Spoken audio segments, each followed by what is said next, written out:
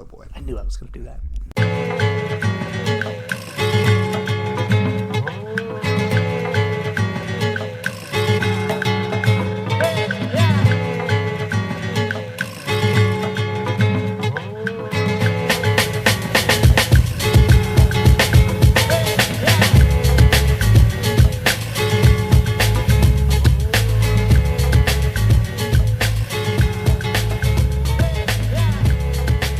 All right, welcome in Wrong Side of the Pond. He is DJ Schweitzer. I am Jeremy Lance, and we're back to, like being in the same room and stuff. It's fun.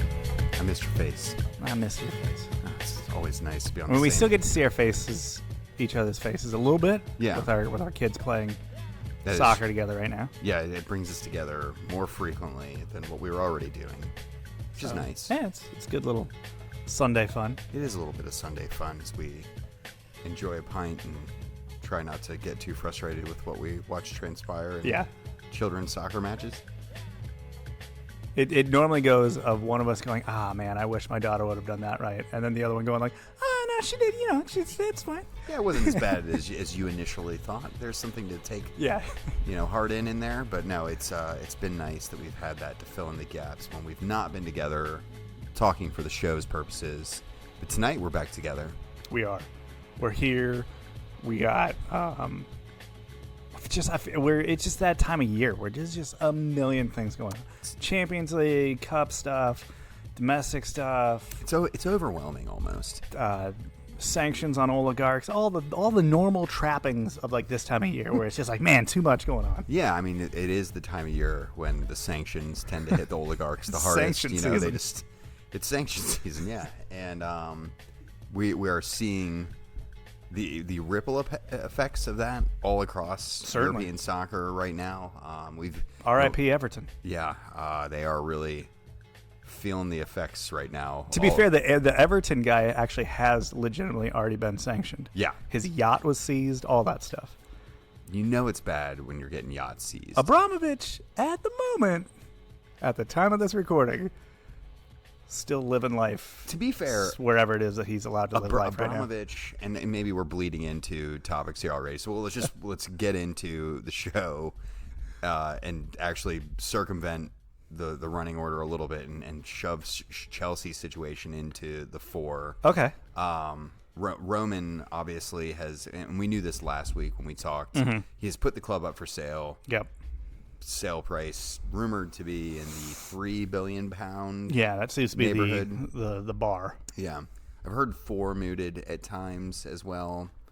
Who knows? I read 4 earlier today, and then I realized that was in dollars. I was like, oh, gotcha. I'm an idiot. Yeah, that would make a lot more sense. But dollars. Really, really high dollar amounts when we're talking about the type of people that can purchase that type of club. It's a limited pool of people. Correct. There is a limited number of people that have billions of dollars to throw around. That is just true statement. Expendable income. But no, the thing about Roman, and it's a little bit different compared to I think some of the other oligarchs that are probably being targeted by the UK, is he's very visible, right? And he also hasn't been allowed in the country for 3 years. They've already been playing this game with him a little bit already. Yeah. And I think it was over visa issues for him. Yeah, he holds like a Russian passport and an Israeli passport. Because he's part Israeli. Yes, and he's Jewish and comes from that community. Well, I mean, the name also is a little bit of a giveaway there, but but regardless, he was already feeling the squeeze from the UK, and I guess earlier this season was his first time back at the Bridge in almost 3 years. Yep. And so he's used to this a little bit. 2, he's already, because he's been used to this, he's already had to play the PR game a little bit, where he's been I'm doing the good things for the community that I'm involved in, and I for sure he's probably built up some affinity for the area as well. Sure. And certainly, and we've talked about this too, he genuinely does, I think, care about the club. And it's hard. I mean, I think even his most cynical of critic has to at least concede that point, right?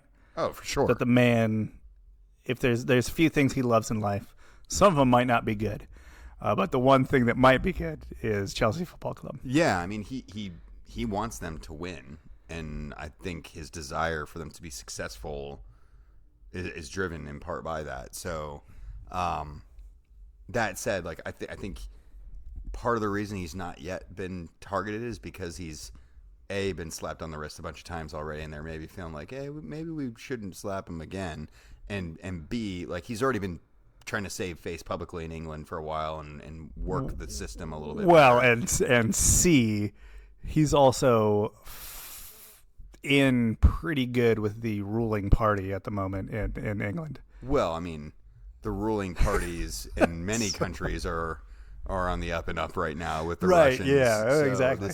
This isn't exactly an unfamiliar topic, but yes, the party in power in the UK does seem to have some Russian influence.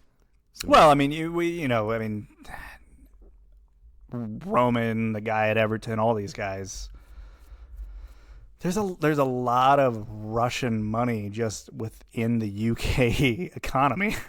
Oh yeah, and obviously more pro-business, pro-market parties are going to be pretty pro that. Oh yeah, for sure. I mean, again, last week we were like, oh, we can't ignore the politics. The politics are central to all of this as well, right? Like the part of the reason that England is so ripe with this is because they have opened their doors to a more laissez-faire approach to the capitalism that they're employing there. So, I mean, yes, you're right. And like the Russian influence within London is strong. Like you could feel it when I was there 20 years ago. So it's just one of those aspects of. Wait, isn't there like a nickname for it, like London grad or something like that people gave it? Just with the sheer volume of Russians that are there, and it's obviously you'll have the lower end migrants and people who have emigrated, but the Londonites that tend to be from Russia tend to be well-to-do Russians, and they're downtown at Harrods kicking up gold foil and stuff. London on the whole, not exactly a cheap place to live. Ooh, no. I almost moved there for a job, I don't know, about a decade ago. And then you're like, I don't want to live in a broom closet. I would have lived in a broom closet for a couple of years. Okay. I would have done it. I definitely would have done it. But, I mean, just for all the culture, right? We didn't have kids at that point. So you could pull that off. Yeah, it seemed like something we could probably do. But sure. No, that makes sense. These days, I would not take 3 children into a broom closet. That would be difficult in London. But no, it's a tricky situation that Abramovich finds himself in. You and I were talking about this before the show. The sale price itself, $3 billion is what is being thrown out there, right? And I was explaining that I felt that there was some skepticism as to whether or not they would hit that number due to this being kind of a buyer's sale, in that they know that Roman kind of has to sell, so that like takes away some of the bargaining power that he has. Sure, but I think you also were hoping that just the rich guys would come together in collusion and be like, hey, none of us are going to go crazy on this bid, right? But it's not how rich people work. Rich people like to be crazy. It's a pretty idyllic view for me there. Yeah. Maybe even utopian. So there's definitely going to be a few. I mean, there's going to be a few bids that are going to offset their questionableness. Yeah. By just being like, yeah, how about 3.5? Yeah. I don't know. I'm intrigued to see where the final number lands. Yeah. And in particular, who the final number comes from. I am just... The names that are coming out have been wild. Oh. Especially just in the past, 24 hours, the amount of American names now being thrown out there.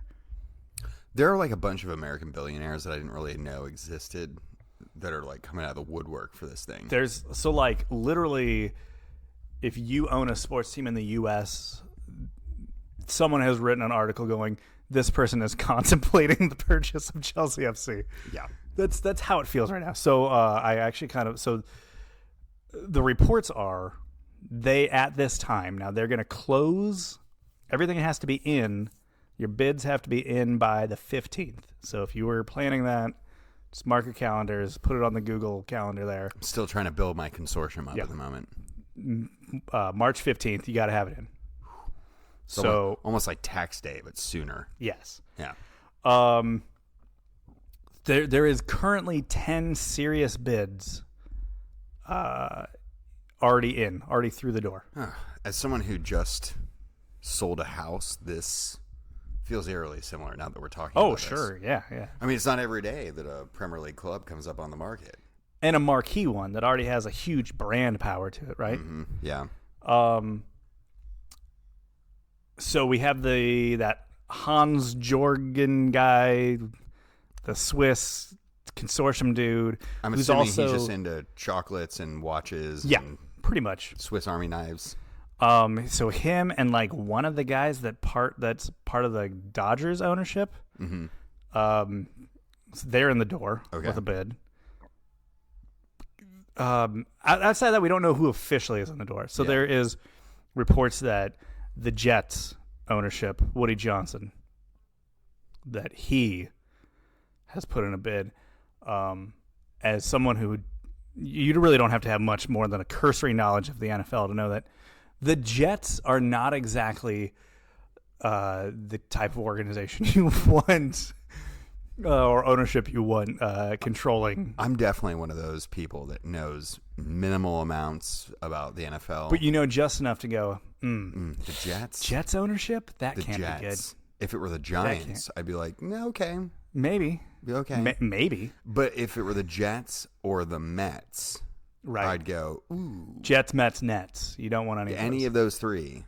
I don't know. Jay-Z's involved with the Nets now. Maybe That's that would, true. You know, They maybe that actually have drag, good ownership Drag you in a and little bit more. move to Brooklyn. And they seem to be, attempting to be relevant.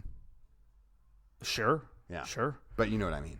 Conor McGregor allegedly wants to put a bid in. I guess with someone else's money. It's I'm my assuming? understanding that he might actually be rich enough at this point to like. I think he's really rich enough to be a main player in that. But he couldn't buy it on his own. No. Like I think if he bought it on his own, he'd like be liquidating everything he owns. If Tiger Woods can't buy it on his own, I'm going to go ahead and say no other athlete could buy it on his own. Man, Tiger Woods. The original billion-dollar athlete. I would love it if Tiger Woods bought Chelsea. Do you think Tiger Woods watches any sports outside of I bet he has. Stanford football? I would imagine he has the most boring life now that he's not banging every woman that he walks across. I mean, if we're gonna live in the illusion that that's currently now the situation. Yeah, that's a good point. I mean, I guess he did have a lot of leg and back surgery, so maybe he is a little. It's been hard for him to not as mobile. Been hard to move around. Hard to be on the prowl. Yeah, it's true. Can't be picking up girls from Waffle House when you're in a full body cast. The Ricketts family, who own the Chicago Cubs. Yeah, I know that one. Who also have spent the last 3 years of Chicago Cubs ownership feigning to be poor and doing big salary dumps on the team and laying off employees. And then, there's that whole, the richest people lockout going on right now in baseball. And they're really heavy players in this entire equation. Yeah, the Ricketts family are the type of ownership that are just stupendously rich, but they're like, oh, we can't handle this. We couldn't possibly. Why did you buy one of the biggest properties in professional sports then? Could you? I saw one of the guys on that covers that does like a blog for Chicago sports, and he was like, well, the Ricketts just basically outed themselves as people that have the money to spend on this team. So if they don't buy Chelsea FC, they sure as hell better be buying some big name players for their baseball team, because they clearly just outed themselves as having the money for it. You better bet your dollars to donuts that the Ricketts are people pushing for a salary cap in baseball. Oh yeah. And potentially in the Premier League if they get their hands on the main brother, the one that looks like Ted Cruz. Yeah. Oh. He's the one that's making that move. Yeah. Sacramento Kings owner. He's now apparently getting a bid ready. 76ers owner. Consortium called Saudi Media Group. Ooh. So that sounds fun. Going from one questionable ownership to another. Question. How does the Saudi Media Group buy a club when the Saudi prince just bought a club? Money laundering? Aren't they the same thing though? I don't know. I mean, is there? I don't know. Is there multiple monies in Saudi? I'm sure there Arabia? are, but I they're don't know. like, if it's the Saudi, I don't know. It's one of Yeah, those. no, there's probably some mingling. Well, there. okay, so wait, so we're getting into this. Or do you have more of these people that? There's some Turkish billionaire, and then I don't know. I just feel like every hour I'm reading about someone else. Why is not? readying a bid? So all these bids coming through. The funny thing is this week the Premier League have publicly debated about the idea of bringing in like a new rule to the fit and proper test for ownership that has something to do with human rights. And it's Sure. kind of like, hey, wasn't that what the fit and proper test was supposed to be looking for in the first place? Hey guys, were you gonna? I notice you're trying to implement that now that you've already let in the new Newcastle ownership and that the ownership of Manchester City has been in place for a decade. Yeah. So we're just now Now that deciding we've this. let in the people who pretty much publicly murdered a journalist Yeah, that was dissenting against them. among other great Numerous things. atrocities. Yeah. Yeah, it is one of those kind of head scratchers going. So now Is this retroactive to Yeah, the people like that are who- already in? that's why they're making Roman sell, right? Right. But yeah, it's just an enormously fascinating situation. What's least fascinating about all of this, and probably most predictable, was the fact that despite Tuchel making a total fit stir about this when people are asking him questions about it, this impacted Chelsea none at the weekend. Did help that they were playing Burnley. It did. Team But they that is steamrolled them. circling the drain. Away from home. Yeah, yeah. Just really. That's what bad teams do. Yeah, that is what They bad teams lose do. home matches. Yeah, that is the Handily. case. So, do you foresee this impacting the club this season in any tangible way? No, just because I'm not really sure what else can really be impacted. It's not like player salaries aren't going to be paid, Right. or Right. If anything, it sounds like things will kind of die down here. As much as the sale is going to happen as soon as possible, most experts are saying that that's really not possible for just a purchase of that size to just happen yeah, that you're quickly. talking about a 6-month process, Right. probably. It'll happen towards the end of the season, or if not the off season. Right. So the follow up news of the actual sale is probably not in the cards to happen during the season. Right. So that should Insulate. and that should mean things should kind of the players have come out and said like, yeah, it definitely has like been a surprise to us and definitely has been something we've been dealing on your with. mind, yeah. That'll die down now. Mm-hmm. Right now, it'll just become some boring business thing. What worry do you have for the future beyond this season? I mean, listen. And it sounds like Roman has already. There's reports that the old Swiss dude and the Dodgers ownership consortium, Roman's not super fond of, just because he doesn't think they're going to do right by the club. Right. So that makes me happy that he's looking to sell to someone who's going to do right by the club. But like, does that person exist? Is that person putting a bid in? I mean, maybe not. Maybe not. Maybe most of the bids that are going to come in are going to be from people that just aren't going to be able to hit the bar that Roman has hit. I mean, the guy has. Again, obviously take away all the things that led us to this point as far as him having to make this sale. As far as just a pure owner of a club, you cannot ask for anything more from this guy. Yeah, I mean, if you can put things in a vacuum of like owners who are invested in the success of their clubs. Right. Yeah, I mean, Roman would definitely be at, if not at the very pinnacle. Elevated the club when he bought it. I mean, Chelsea were in some serious financial crap when he bought the club. Yeah. For peanuts, by the way, like freaking peanuts. Yeah, what was it like? It's like 180 million pounds, which is literally less than FC Cincinnati's stadium. Yep.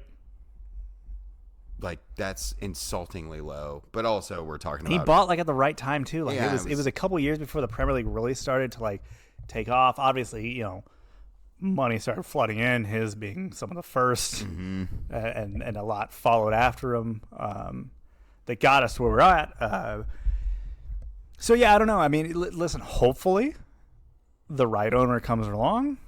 Roman sells to that person, and that person does right by the club and keeps the standard that's been set roughly around there. But there's a good chance that the new owner is not going to be able to impact the club positively in the way that Roman has. From a, we need to get some players. We need to buy Eden Hazard. And here you go. Here's your money. Yeah, it does. Get it done. I think it's almost unavoidable that you'll see a pinch on the flow of cash out of the club to acquire players. Maybe see Chelsea have to be a little bit less reliant. Look at this summer. I mean, this sale essentially you would think puts us out of any consideration for the Haaland race. Right? Yes, like we're out. We're not Unless involved the in new that. owner is dead set on making like a splash. Big splash, sure. Yeah, but that just seems. I don't know. I think we're out. I think honestly, largely we're out. The Haaland fee is probably the cheap thing you could do there. Like, yeah. I mean, in all relatable terms, right? Like you're talking about like, a few years of investment at that level. They're already paying guys in that. He'll demand the highest fee at the club, undoubtedly. But But at the same time, like, that's not something that's out of the realm for a billionaire to cover. And right. The revenues that Chelsea generate on a regular basis should more than likely cover that. So possibly, hopefully, or we're no longer that club that's always thrown in the discussion of the next big high dollar player coming out there because we just don't have that. To a life in the poor. So we're just going to be some layperson with the Spurs and the Arsenal and Everton and back down to earth with West Ham. You high spending and honestly oligarch fueled. I know there's a lot of people that are excited about the prospects of Chelsea not being a big club. Sure.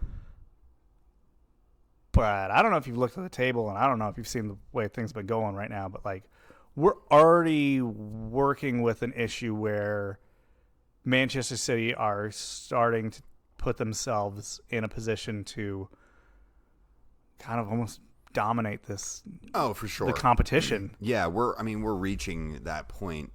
And we've seen that happen in so many other leagues in Europe. Yeah, for sure. I look at, like, we have a bit of a duopoly in England at the moment, and who can truly challenge for the title. It's really only two clubs on a consistent level over the last few years. They've been able to do it year in, year out. Mm-hmm.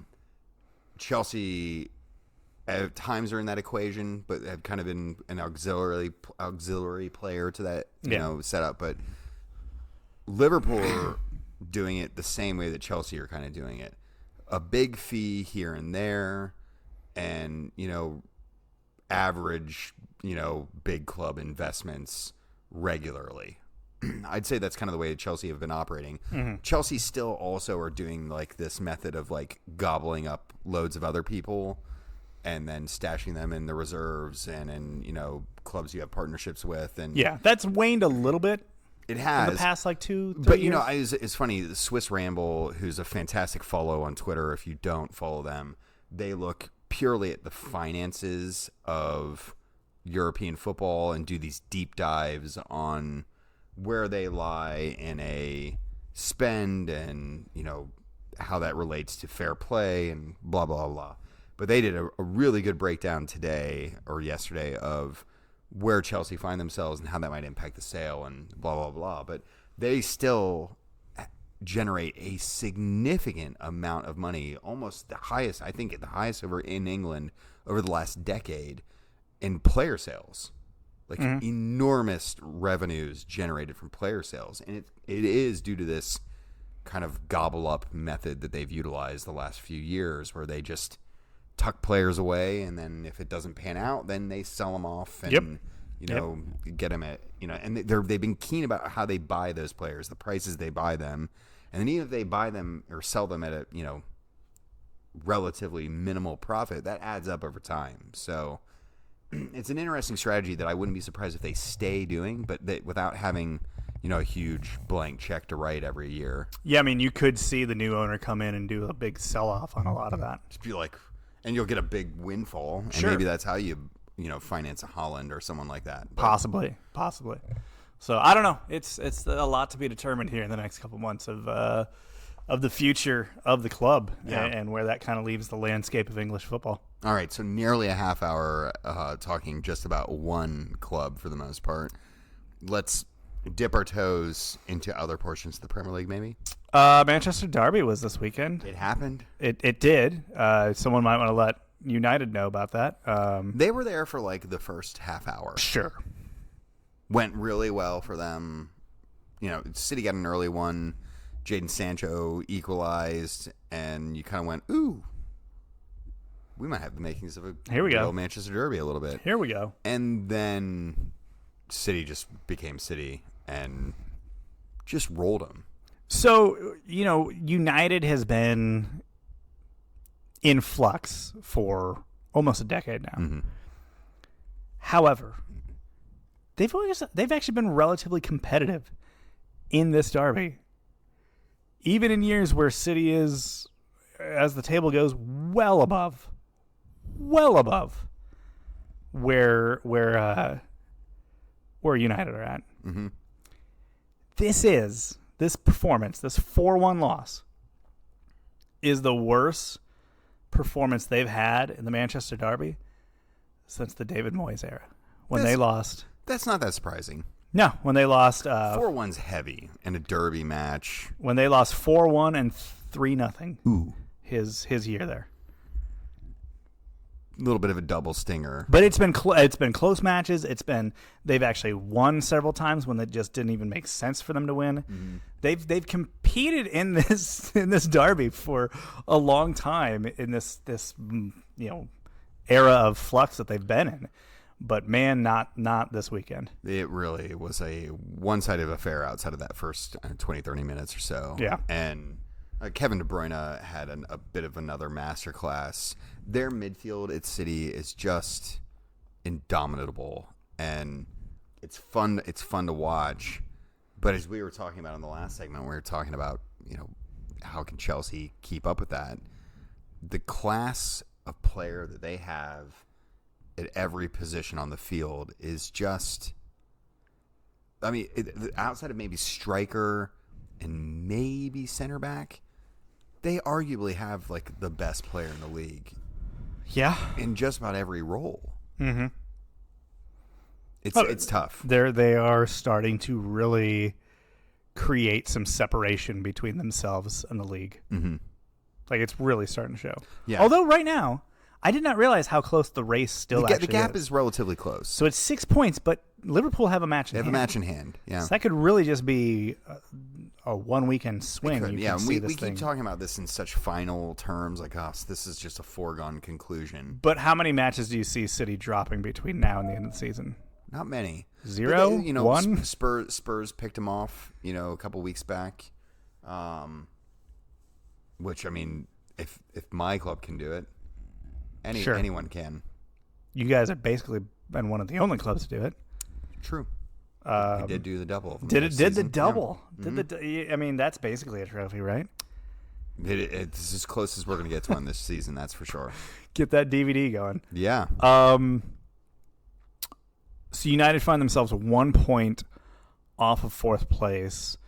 Although that's a little deceiving because Arsenal and Chelsea are the teams above them, and they both have a couple matches in hand. Although one of those matches is literally the two of them playing each other. Sure. So not max points available for both teams. All of yeah. Teams, yeah. But at least it's a point for both of them.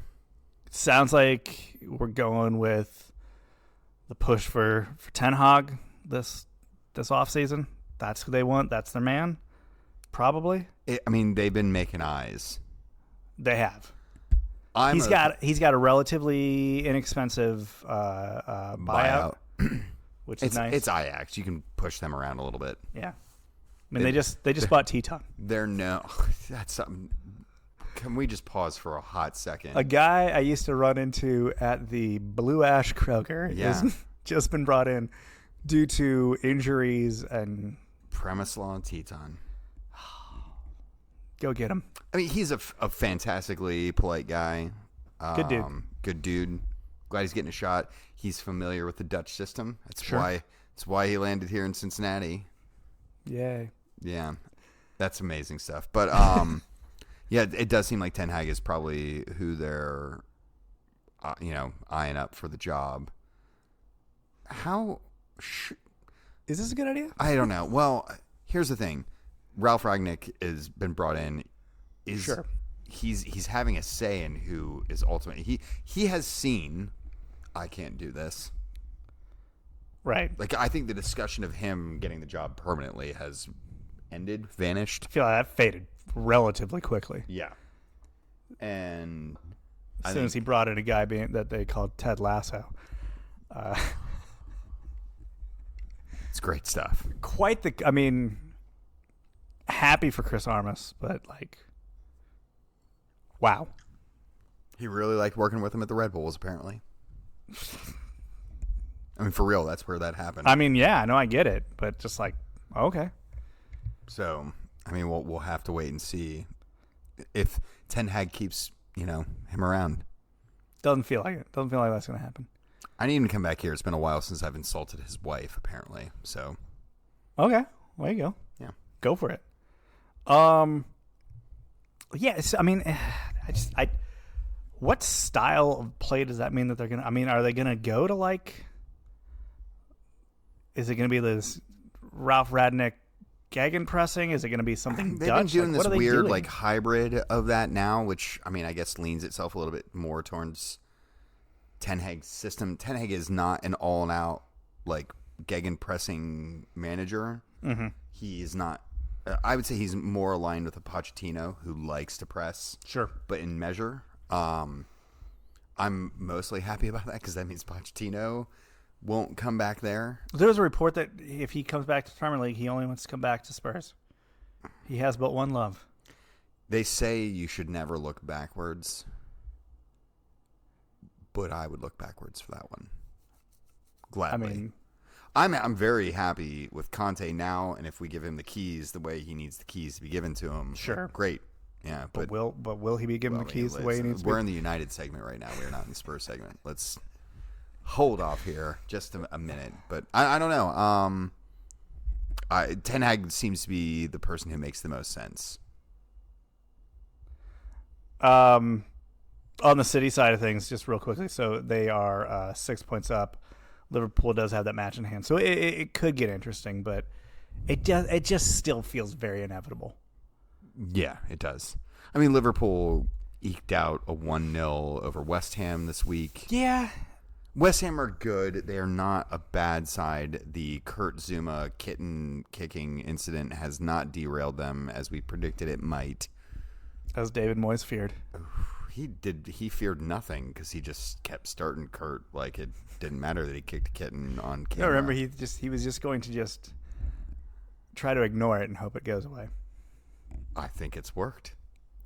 Honestly, if you talk to most like PR experts, they say that's actually how you should. It's the best way to treat do it. those kind just of ignore things. Ignore it, and it will go away. Yeah, can't feed it. Don't feed. Don't. Yeah. Does not work that way with medical conditions. No. Don't ignore it. Definitely don't ignore it. Go get it checked out. Yeah. Can we talk quickly about the Spurs Everton match? Sure, because we definitely need to talk about Everton. Yeah, less so for Spurs, although the erratic nature of this season is literally... Where do you put this win? 5, I mean, just absolutely dominant performance. From a enjoyment standpoint, easily one of my most enjoyed matches of the season. But, as we were taking them to slaughter, I did feel a twinge of guilt because, Everton. I mean, I tweeted out when the fourth one in, and I was like, Everton seemed like they were in it, aren't they? They're in it. Yeah. And then when the fifth one went in, I went, they're really in it. They're it's not a question of whether they're in it. It's just how deep up to their neck are they in it at this point? So I think it was Not Match of the Day had the hilarious tweet because so Lampard is everyone points out that he does this weird thing where like he'll make a jokey comment and then like literally just do a 180 into like a very serious comment, and like he can just take his mood from like ha ha ha to like, but seriously we gotta. And it was Lampard going I guess it's no longer 3-point lane for me anymore. But seriously, we're in a lot of trouble. I mean, some levity, I guess. Yeah, I mean, he didn't actually say that. Oh, no. Oh, they were just saying that they were just making fun of that being his quote from him, because he always likes to just go like from one extreme to another, from one sentence to another. Yeah. Well, his side looked extremely cold. I was so worried about the Dele Alli appearance in this match. Mm-hmm.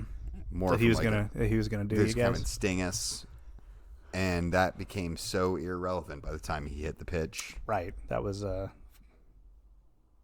yeah. There was nothing to be done by him. No. I think Everton have something to really be worried about here. So since Lampard took over, 1 win, 4 defeats. That seems bad. Those are not how you want those numbers to be.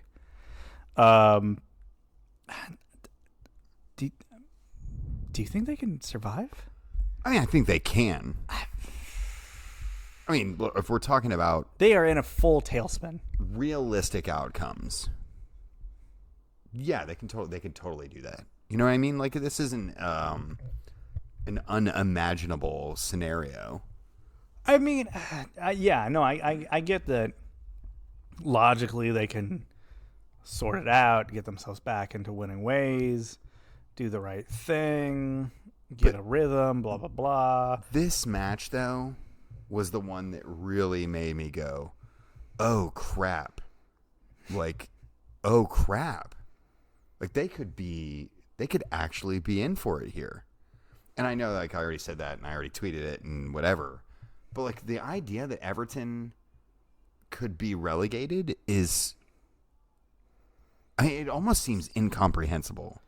Sure. They seem way too big of a club to be stuck in that type of situation. I would say people are going to need to start comprehending that, though. Yeah.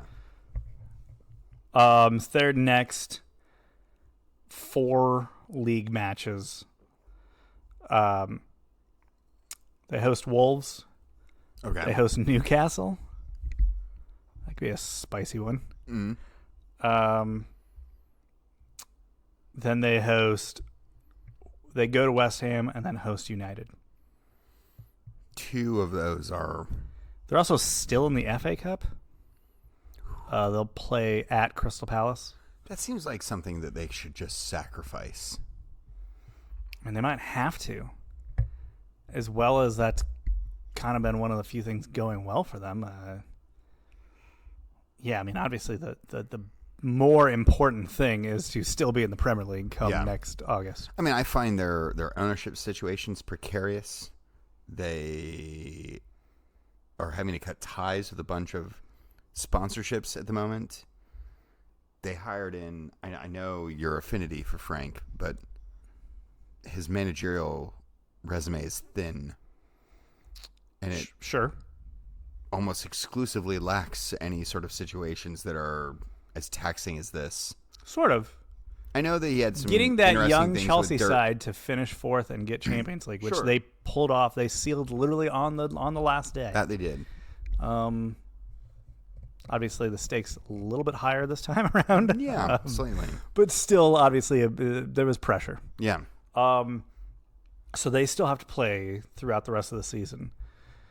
United, Liverpool, Leicester, and Arsenal, and Chelsea. They host Chelsea on April 30th. That's like half their remaining matches. There could be a scenario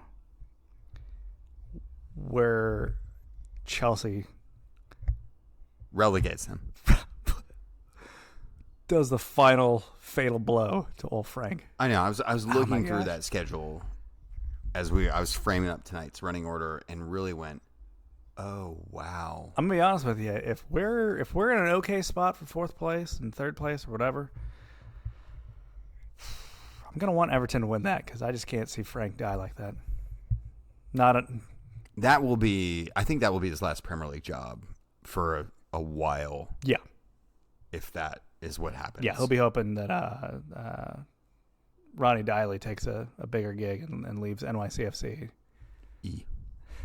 Welcome back. Welcome back. Club legend. Yeah, sure. I mean, bring in Pirlo as assistant. Other Premier League things to talk about. Newcastle is like they're moving. They're doing good things. They are getting a rhythm. Eddie Howe working his little Eddie Howe magic. There he is. Look at him. He really is. He's doing some good work over there. They are definitely pointed in a better direction now that he's reinforced them a little bit. Got some reinforcements. And to their, Trippier's been injured. I think that will help them tremendously to get his experience back here shortly as well. Oh, I thought you were saying it helped them tremendously. No. I think once he's back in the fold too, just that leadership and his experience. Man, I know he's a former Spurs guy, but you don't have to do him like that. Kieran's a dude. I like him. All right. So I've enjoyed their little renaissance, but not so much. I really actually wanted them to go down this year. It'd be way more hilarious for them and their dirty money to go down. Well, they'll be able to resurface with their funding at this point. Well, it just would have been hilarious to see like the people they got to come play for them in the championship. Oh yeah, for sure.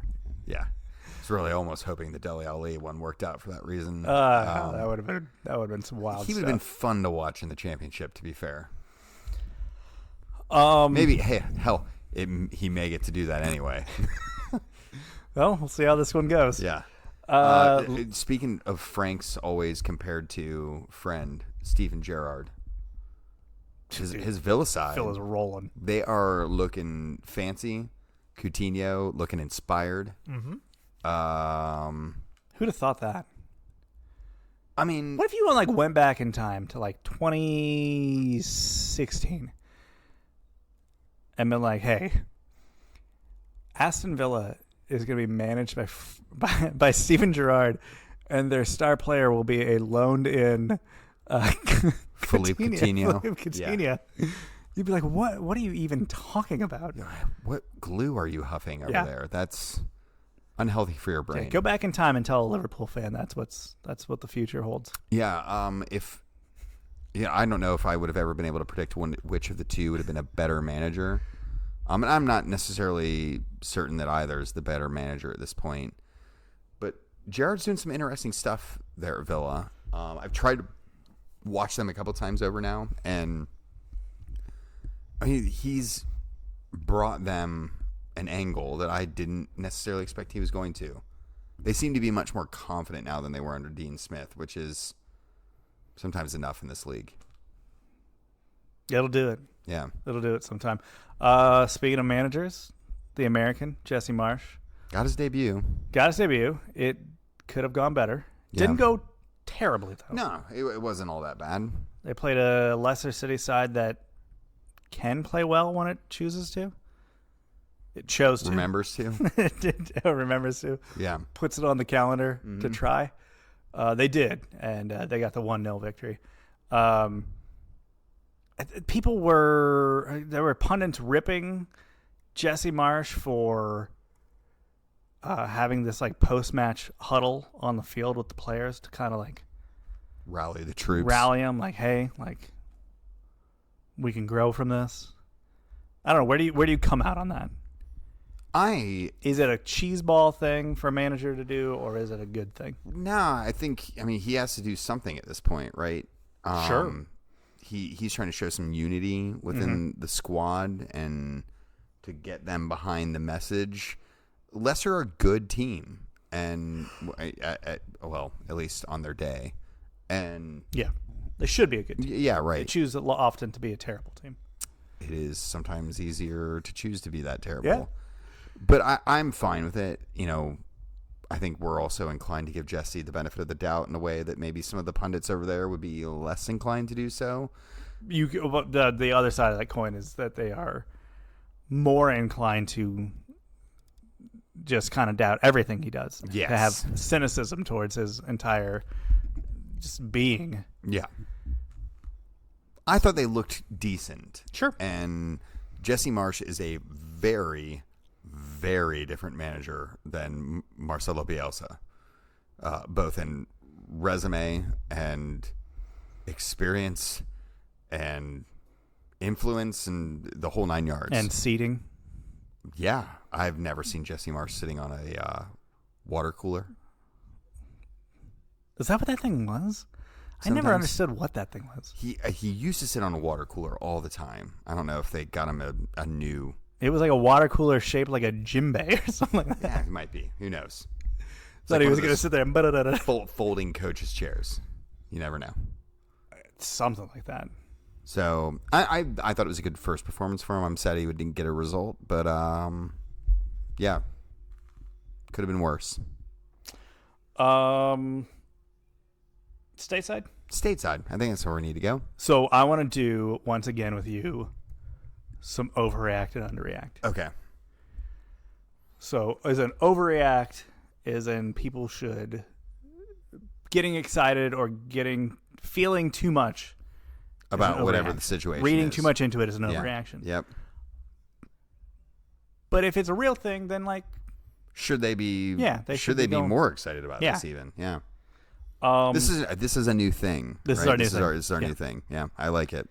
Seattle falls again. They now have 2 losses on the season, and they've scored no goals in MLS. Underreact. And it's partially because right now we're watching them pants just, Leon. Yeah, and Leon are not bad. So right. I mean, yeah, sure, it's first leg and whatever. They'll probably and the home leg. Yeah, and they'll probably lose the away leg 4-0 at this point because they're at 3-0. Almost certainly. I'm not at all worried about Seattle. They're a team that have not only proven themselves to qualify every year of their existence for the playoffs, but they also tend to find their stride at the end of the season in a way that most teams don't. So I'm underreact for sure. DC United, in a big rebuild that was highly publicized, sell off their star player, 2-0 to start the season. They played what will most likely be the 2 worst teams in the East. They do have that. They have a very soft schedule coming up. In Charlotte and FC Cincinnati being their first 2 matches out the gate. I don't know. Inter Miami are making a run for that one again. No, they'll be in the hunt. Yeah. So, which position am I trying to decide as an over or underreaction here? Whether DC are actually good. Yeah. I think that's if anyone's getting excited about it, which I've not seen online yet. I do think that would be a bit of an overreaction because almost nobody was picking them to be anything this year. Right. So good for them. It's kind of like Austin getting a good. It's like, oh, look at start. You. Yeah. Well, let's go to that one. Austin, 2-0. 10 goals. They've scored 10 goals on the season. Okay, well, that's something. I mean, sure, they played FC Cincinnati. And, as you mentioned, also a bad team, Inter Miami. Yeah, a couple layups. But 10 goals. 10 goals in 2 matches. Definitely an overreaction there, too. Okay. There are some holes in that team, for sure. Sure. And as improved as they are, I don't think this is sustainable, especially once... Up against some more formidable backlines, that high-powered offense. Well, and as we talked about too, the West is deep and has some competitiveness that the East lacks. So, I think they're going to be in a little bit more of a sticky situation more than they found themselves so far this year, at least. Chicago Fire have played in 2 matches. They've conceded 0 goals. They've scored 0 goals. They did bring in some players to score those goals. Yeah. That has not happened. Shaqiri's going to score some goals in this league. Okay. I'm certain of that.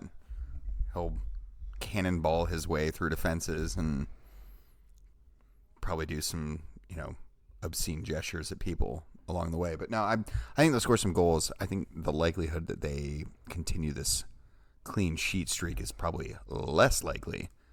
But I think it's an underreaction at this point. It's probably a good start to the season for them. Okay. FC Cincinnati, 2 matches, 2 losses, 0 goals scored. Should the freak out be starting? It's too early for the freak out. It's too early for that. The first match, I think they just got pantsed and didn't, for some reason, understand that the season had started. But I don't think it's time to hit the panic button yet, especially since the second game out was so much more promising. They looked top to bottom better. The mistakes that seemed to plague them in the first match were not near as evident. And it seemed like there were adjustments to the mistakes that they made in the first match as well. So all things that I literally never saw during the Yap Stam era. Like, never. And that's a positive development. So I think an underreact is in the appropriate reaction at this point. We were all thinking Atlanta United is back. Look at these guys go. And then they got dog-walked by Colorado over the weekend. Colorado are a decent team. They're a decent team. They're a team that if they get to play their game, they can just kind of choke out whatever it is you had in the cards. Like, It's just not going to happen.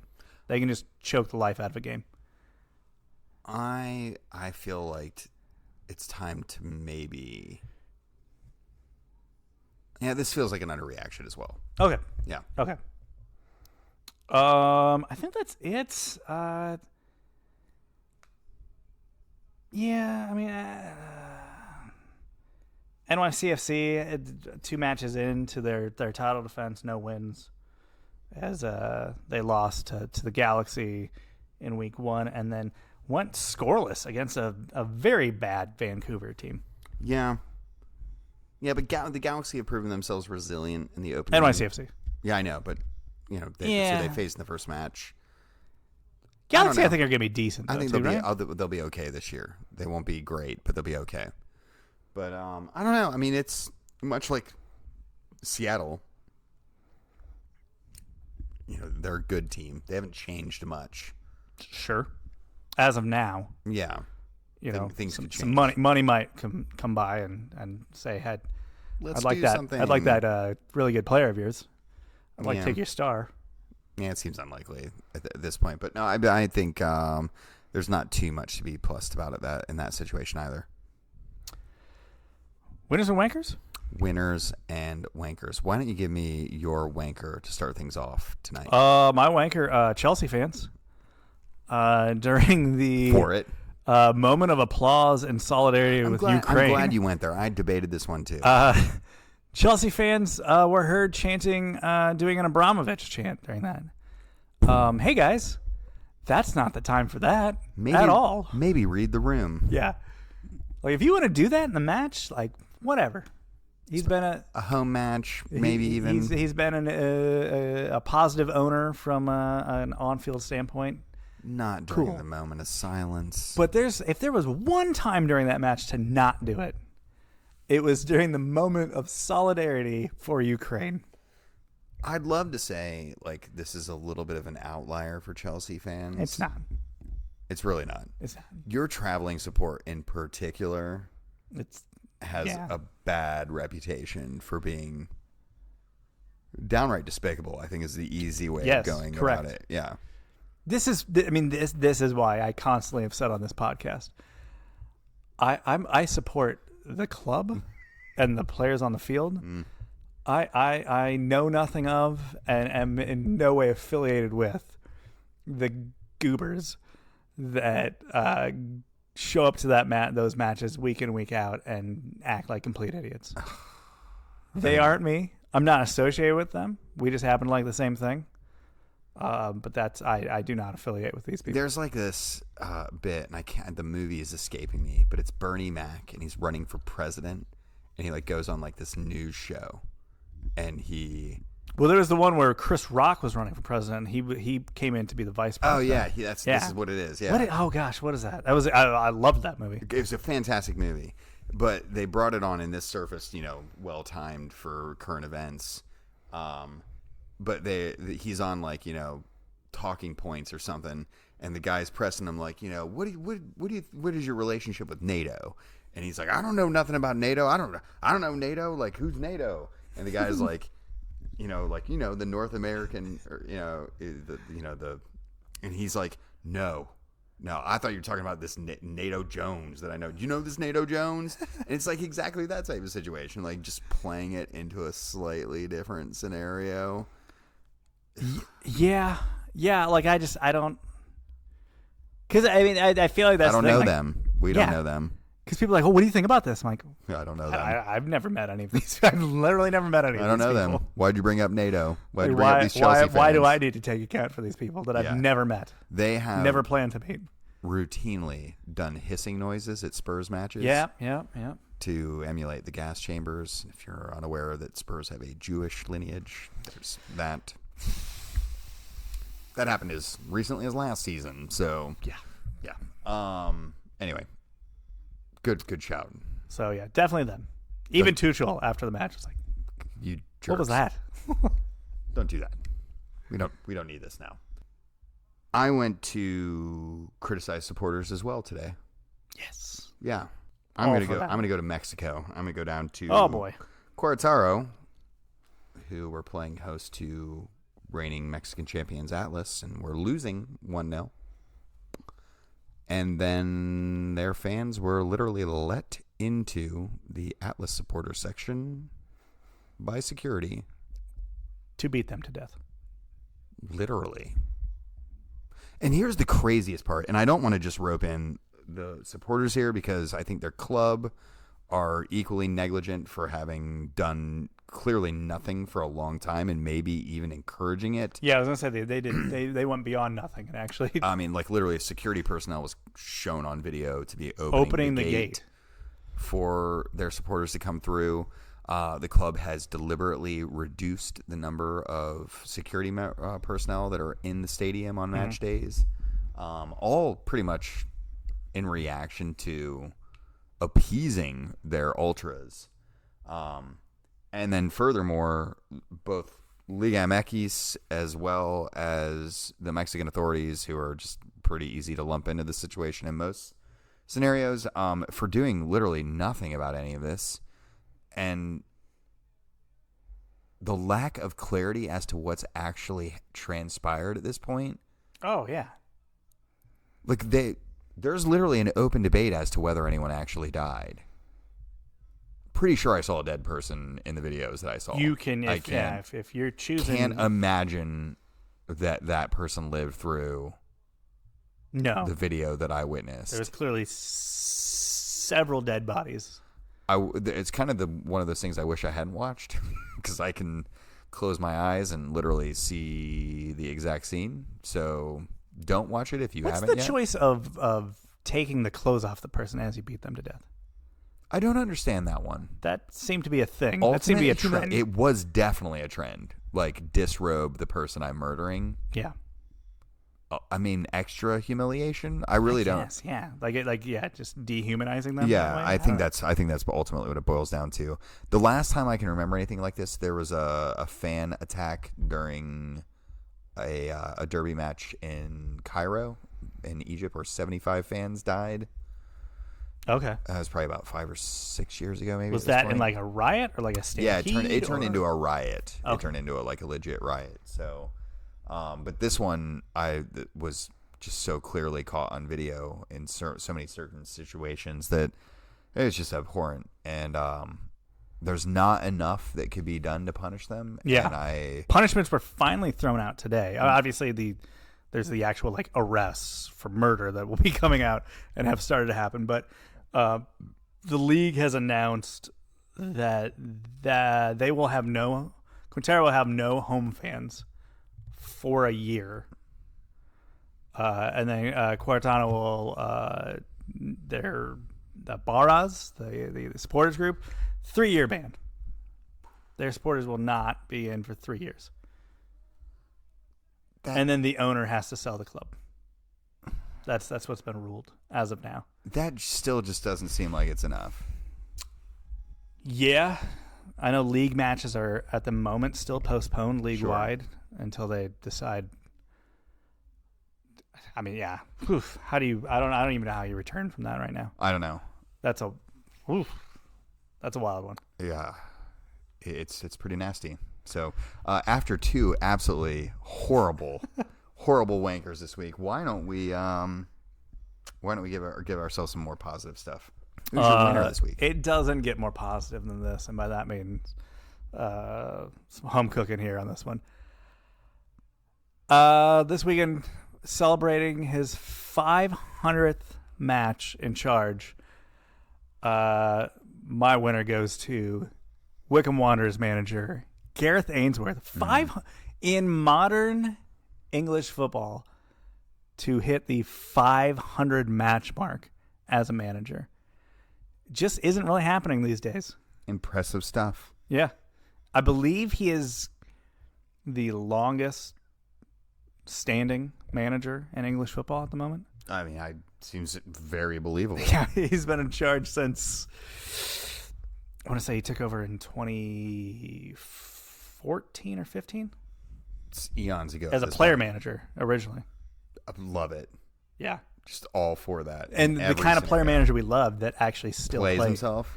He actually was a registered player with the club up until about like 2 seasons ago. Not during their championship run. Right. Not during the championship. And would put himself into like the it used to be called like the Johnston Paint Trophy or something like that, but it's I think it's not like the Papa John's Trophy. Yeah. And it's the competition for like the lower league teams. Mm-hmm. He would actually, I mean, he would play. He would straight up appear in those matches. There are so few things that tickle my fancy, like player managers. It's like goalkeepers taking penalties. Yeah. It's right up there, for sure. Gareth Ainsworth does it all, is the heart and soul of the club. 500 matches in charge, hoping for 500 more. Yeah. Fantastic. Congrats, Mr. Ainsworth. My winner this week, I went with an easy one, but congrats to Charlotte FC for getting in an MLS record 75,000 and change fans for a game. Their fans are now claiming they're champions of MLS. Of seats. Champions of seats. You'll never say that. Winning the stands, as they like to say. We, of course, not us. Not you and I.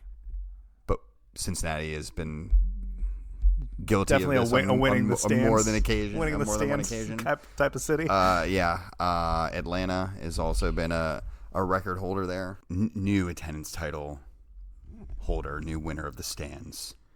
Still super impressive, brand new Very market. impressive. I know Keith Olbermann wasn't impressed, but I was impressed.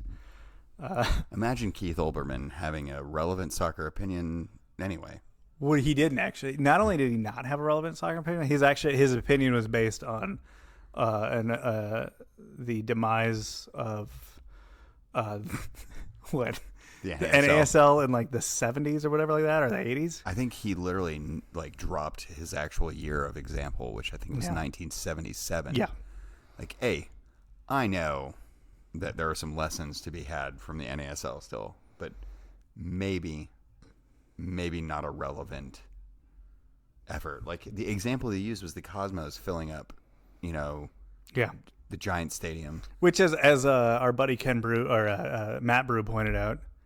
The reason why the league now has limited of the quote unquote like good on-field product is because of salary cap measures to prevent what happened with the NASL and just the crazy money spending by like one or two clubs and how it just didn't work. The example he used also featured, the best player in the world in Pele. Yeah. And Franz Beckenbauer and Chinaglia and like a laundry list of like unbelievable stars that not only were appealing to people who were American, but also the incredibly high number of immigrants that existed in New York City at that point and in most points in our history. Like, it's such a naive take that it really hurts my face. Was what's his name? Giorgio Carnaglia or whatever it was. He was still on that team probably at that time. As well, yeah. So okay, bud. Yeah. Okay, Keith. So anyway, congrats to Charlotte. It means literally nothing, so hopefully you guys learn that quickly. Sure. And It'll be interesting. What is? I mean, they all have sold a lot of season tickets, though, right? Yeah, I think I would expect that they'll probably average in the 40s at minimum this season. That's awesome. I mean, I think that's a realistic expectation. So you're talking minimal tarps. I mean, maybe the upper bowl. Sure. Who wants to sit there, anyways? No one. I don't know if you ever sat. I mean, I've sat there for an NFL game before and been like, can't see anything. It's just like Tecmo Bowl at best. Yeah, I remember I went to a Bengals game when Paul Brown first opened, and like my dad was just giving seats, and we got there, and it was like literally like the third to last row, and we're like, oof, we are up here. Barely tell what the jersey colors are Yep. from up there. So, anyway, that brings us to the end of this week's show. Thanks, as always, for listening. If you want to catch Jeremy Lance, you can find him on Twitter at Jeremy Lance. I am at wrong side of the pond. Talk to you soon. Bye.